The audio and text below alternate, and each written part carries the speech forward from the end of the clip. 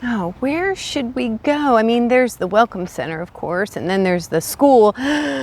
We've all just gotten out of school. Do we want to go back yet? Oh, hey, hi guys. So happy that you're here. I'm just trying to figure out where we're going today, but you have found me at the historic Cold Spring Village down here in Cape May, New Jersey. Is another location for you to come and visit. And right now they're doing Independence Day things all around this village. So this is a historical place where they reenact, I guess what it would be like in the colonial times, of all the different buildings that would be here. Now, all these buildings were found throughout this area and brought back into this one space so that they can show us what times were like. There's a blacksmith, there's a general store, there's a school, one-room schoolhouse. Can you imagine that? Oh my goodness. And so many other things that we are about to go and see. Are you ready? Let's go.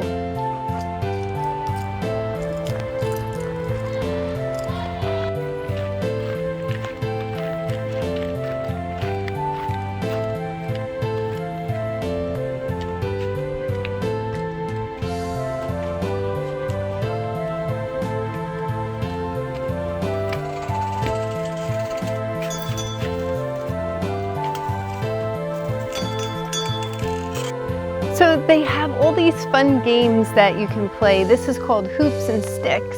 And boys played this game in the 19th century, and today we all get a turn to try to play. So to me, it looks like a large hula hoop, right? And I know the trick of rolling it and coming back at you, but this one's a little different. You're supposed to be using the stick. So it says, take a short stick and a large hoop. Hold the stick in your hand and stand the hoop in front of you. Lay your palm down on the rim of the hoop. Now push the hoop hard away from you and start to run with the hoop, and then you use the stick. All right, guys, let's try it. Oh, I got it. All right, not too bad. Whoa, you got to worry about the grass too.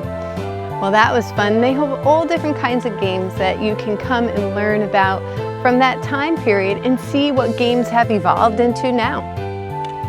So right here we have what was called the New Jersey Tavern and the Dennisville Inn. And inside they have a lot of the same furniture of that time period that they have gathered up and put in to understand what the best of it would have looked like in the time period. And so we'll take a quick peek in.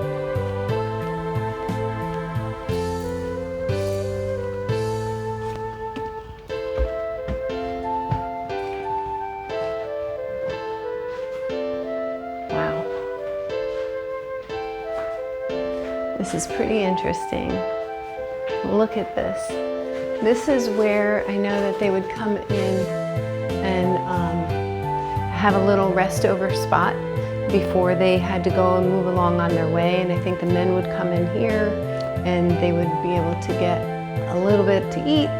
But just look at this authentic, original house.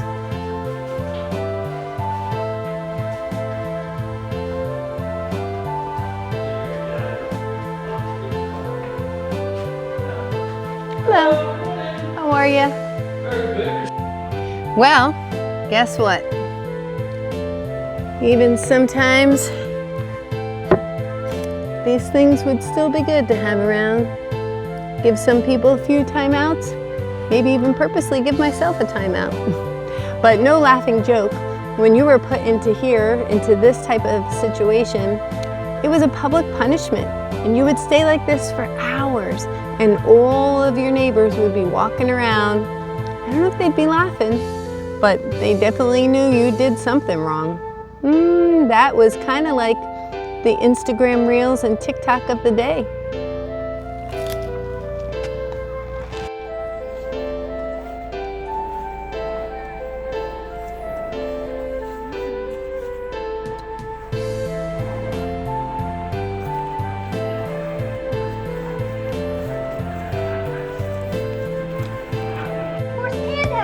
How are you? Good.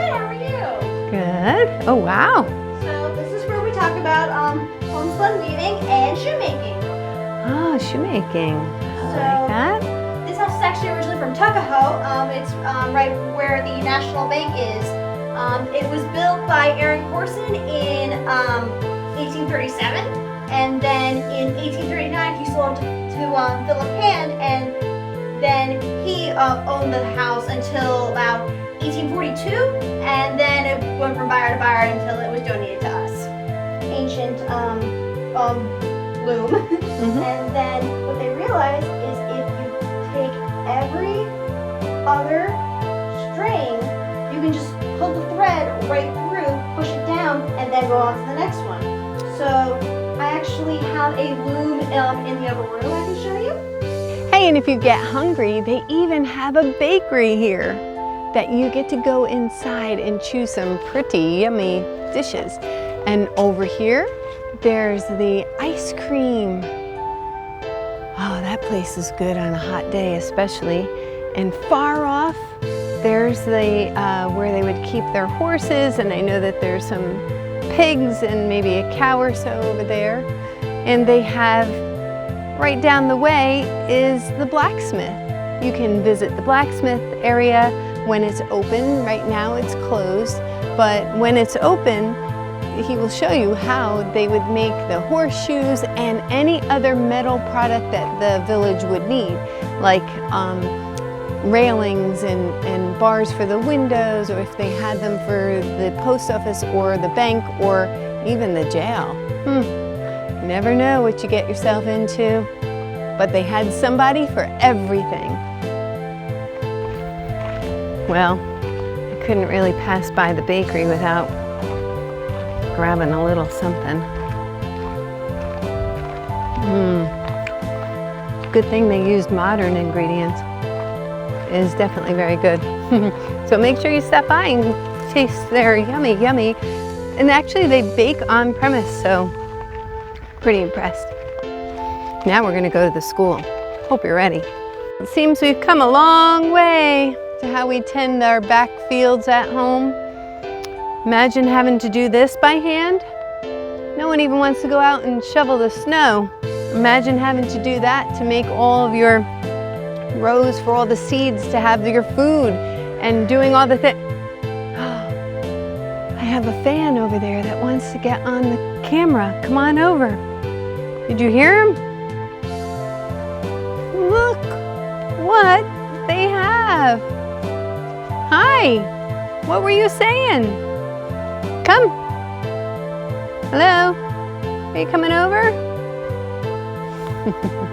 Well, we were told that in that room that we visited before, when she was making a lot of the house with the shoes, and she was telling us about the sheep being sheared by the woman of the house that would then have to take that wool and clean it and do all of that to be able to make the clothes, the blankets, and everything else that you can imagine that they would need was all right here within walking distance, if not in your own backyard. Pretty cool, huh? Well, if you look this way, I'm going to show you the backside of the one-room schoolhouse. And that, my friends, with the little red door, yeah, that looks like a deluxe outhouse if I've ever seen one.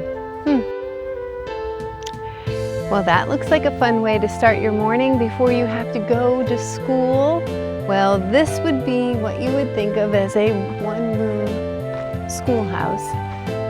And this was Marshallville School. And we're going to go in and take a peek at what it might look like to be in a classroom.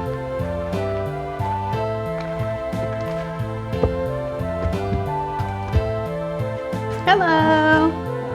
How are you? Are we late? We're late for school or what? You see all the windows here? That's bragging because the inside messed up.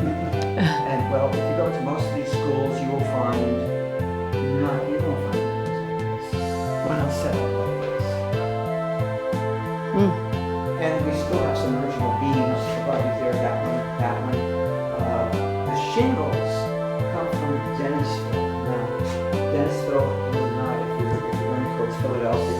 on Route 47 before you get to the Wawa. If you look to your right. Well, according to this map, we were able to get in and see quite a few things, but we didn't get in to see everything. We did come a little bit later and they were nearing closing time, but that doesn't stop the exploration that you get to do. Now, if you'd like to come and visit, please do. If you want to learn more, you can always pause the video to get the name and look it up yourself, because that's what I do here. I just start the conversation and it's up to you to take it and go and do more with it. But I would really encourage you, if you're ever here, to come down and hear the amazing thing. Oh wait, I have to tell you something about the school. We heard so many amazing fun facts, and one of them is school didn't start when we're used to it. School would start 2 days after Thanksgiving, because in this area anyway, it was mostly farms and the kids were from farmers. And so that would be when all of the harvesting was done and the fields were all cleared. So they would go back 2 days after what we know as Thanksgiving here in the United States, and specifically in New Jersey. And they would go all through December, January, February, and then come March, when it was starting to turn a little bit more green again and things were coming back to life after winter and spring was hitting, and even the teacher would have to leave if the teacher worked on a farm like this particular person was giving the history of, and that would be it, because it was time to plant the fields again. So life as it was gave us the stepping stones of where we are today, and learning about it keeps it alive and it keeps it real, and it helps us to understand where we came from, because I think we always need to be reminded of where we came from so that we can appreciate that and appreciate where we are. But we're not going to end there. We want to keep it going and keep going forward, but bring back some of the good old stuff of how we learned to get there. So hey, anyway, I had so much fun on our short little visit to historic Cold Spring Village, and I can't wait to come back. In fact, we might come back in a few more days, and I hope that you keep coming back. So please don't forget to like and subscribe and share it. Why not? Let everybody else go on our learning adventures. Don't keep it a secret. Although it is fun being with you, I would like it to be with more people too. So have a great week, and I'll see you again on our next adventure. Bye everyone.